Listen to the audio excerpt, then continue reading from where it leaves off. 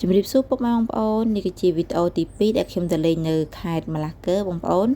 ហើយមើលកូនប្រុសខ្ញុំសុវត្ថិចិត្តណាស់បងប្អូនហើយកូនប្រុសកូនស្រីខ្ញុំហើយនៅកន្លែងហ្នឹងបងប្អូនខ្យល់ថ្ងៃហ្នឹងខ្យល់ខ្លាំងមែនទែនបងប្អូនហើយឥឡូវមើលទេសភាពខាងបងប្អូននេះខាងមានទឹកដូចថាទឹកសមុទ្រចឹងបងប្អូនហើយមានកណូតមានអីចឹងទៅបងប្អូនទេសភាពវាស្អាតនិយាយទៅស្អាតមែនទែនហើយ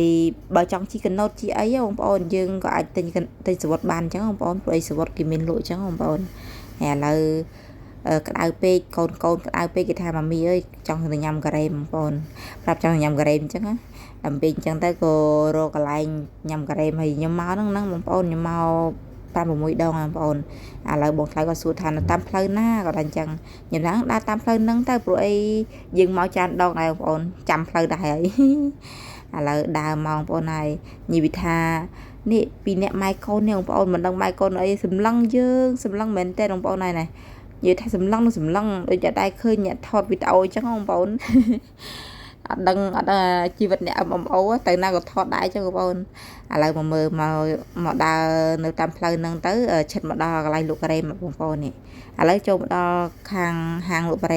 រ៉េមជាមួយនឹងលក់លូតចឹងបងប្អូនហើយលូតគេហ្នឹងគឺលូតចិនដុតចឹងបងប្អូនជាមួយនឹងការ៉េមនេះបងប្អូនការ៉េមតេរ៉េន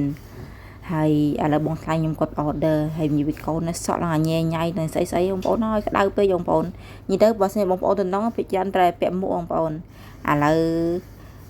ការ៉េមមកដល់ហើយការ៉េមនេះបងប្អូនគេហៅលូតលីជាមួយនឹងតកហើយនឹងការ៉េមនេះការ៉េមតេរ៉េនណាបងប្អូននិយាយទៅយើងទៅហូបហ្នឹងទៅហូបតែ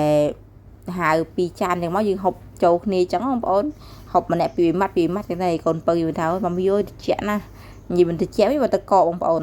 ហើយវីដេអូខ្ញុំមានតែប៉ុណ្ណឹងដែរបងប្អូនអរគុណច្រើនសម្រាប់ការទស្សនាបងប្អូនបើចូលចិត្តសូមចុច like និង follow មួយផងបងប្អូនអរគុណជម្រាបលាបងប្អូនជួបខ្ញុំវីដេអូក្រោយ